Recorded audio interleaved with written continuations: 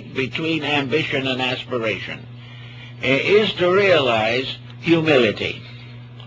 Humility is the individual placing himself under the control of good, so far as he is capable of determining good. He is gradually invited to cast off the restrictions and limitations of his own negative attitudes. He is taught the importance of truthfulness, of gentleness, of service, and of cooperation. And he is warned against this desperate search for spirituality, which has been one of the great causes of man's material culture. He also has to realize that the obstacles to his growth are not primarily in his environment, but within himself. And it is man's personal environment, his body, his emotions, and his mental attitudes that must be organized, must be relaxed into a state of cooperation. In other words, he must gain the power to release soul in conduct, in daily relationship with people. He must learn to love the beautiful and serve the good. He must become unselfish.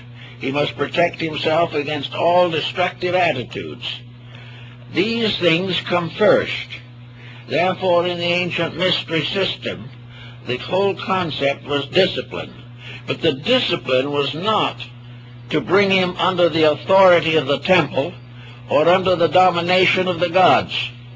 The discipline was for the purpose of releasing his own divinity from within himself. And until the release is from the inside, no essential growth is possible. No one can grow for someone else, nor can someone else grow for him. Man cannot bestow enlightenment upon man. The only thing that the wise can do is invite the individual to control himself. Now, this is contrary to many of the precepts and doctrines which have dominated human life for thousands of years. We have depended almost entirely upon a few leaders to make our lives safe. We appoint representatives and expect them to express us.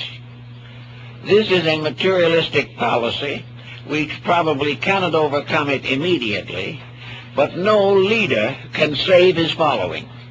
The only thing he can do is invite his following to save themselves and to provide them the reasonable opportunities to express the boast of their own inner life. This being the case, the teacher is not one who gives the instruction primarily. He is only the one who gives the person a certain number of basic rules to live by, which, if followed intelligently and with dedication, will help the person to help himself. In a democracy, we must all grow. We cannot depend for our security upon the growth of one or two persons. We cannot elect a leader who can be a substitute for the leadership of our own inner life.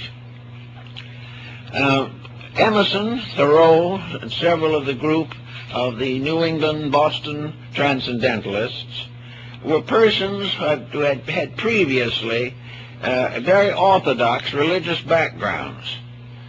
But there was a gradual rebellion arising within them. Emerson rebelled against the domination of a more or less rigid clergy. And all over the world, people today are striving to rescue religion from theology. Theology was something in which religion served as an autocrat.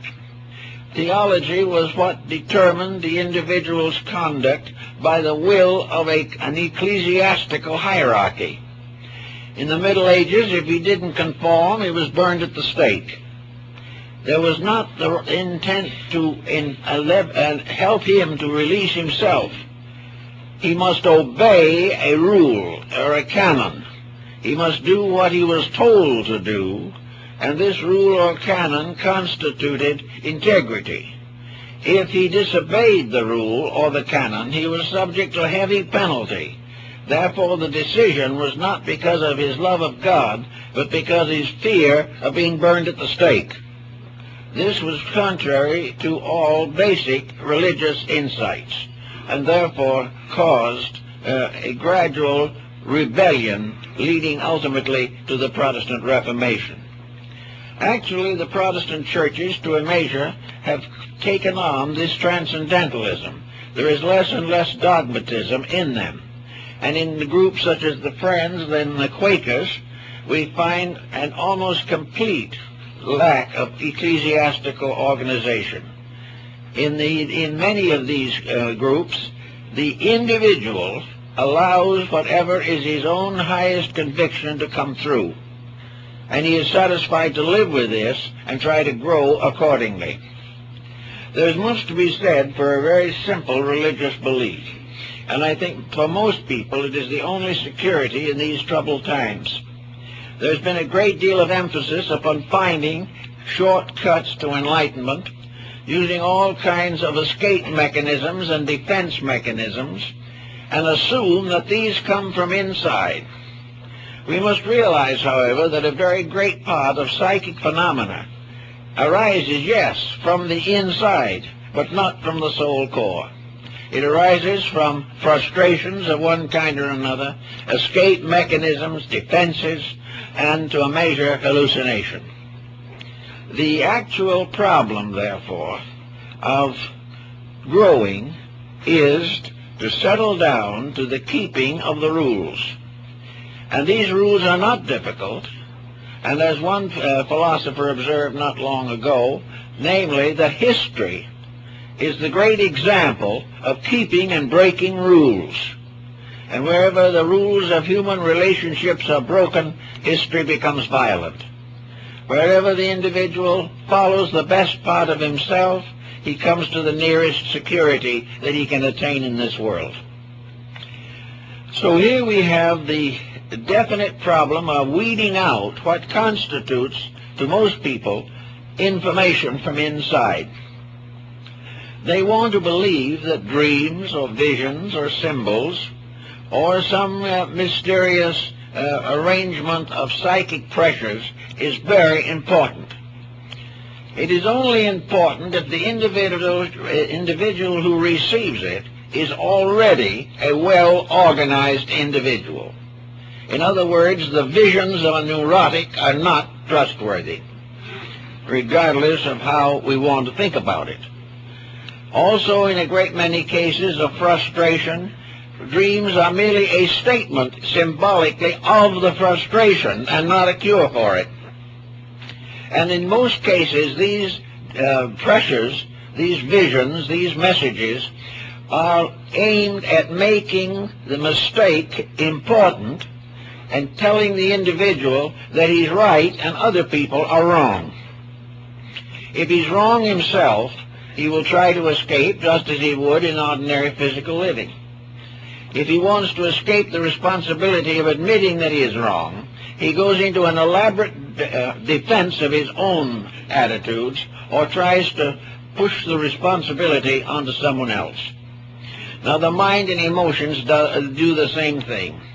The mind, when cornered with a mistake, fights to defend it or to transform it or to transfer it to someone else. The curing of the mistake is not part of the attitude. In our daily living, a person who is subject to excessive temper fits is not nearly as interested in correcting these attitudes as he is in trying to prove that other people are responsible for his bad disposition. It is not that he has a bad disposition, but that other people irritate him beyond his control. This has been explained so many millions of times, also thousands of times from the psychologist's couch, that there is no question of what it means. The person is trying desperately to be right, even when he is thoroughly wrong. To get to understand this thorough wrongness is not easy, but nature does its best for us at all times. Because each of us has an individual relationship with life, if we pervert these qualities of our own natures, various hurts and disappointments come in. The individual with a bad disposition ultimately has to live alone. The individual who breaks all the good rules and habits of health gets sick earlier than those who are a little better organized. Individuals who determine to lock themselves in their own ideas pass through life with practically no growth of any kind and have simply wasted 70 or 80 years of their own time and the taxpayers' money. Actually, unless the individual grows, he has no reason to be here. And the individual does not grow because he's already right. He is not here because he is perfect. Here again, Buddha pointed out a very important purpose. We're not here because we're right. We're here because of the unfinished business in ourselves. And we will be back as long as the business remains unfinished.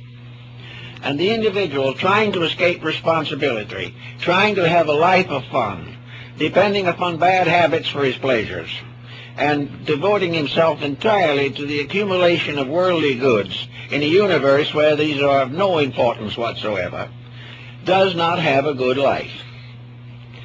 Now, you say, for instance, that they come to me frequently and they bring the name of a dozen teachers and ask me which one is authentic.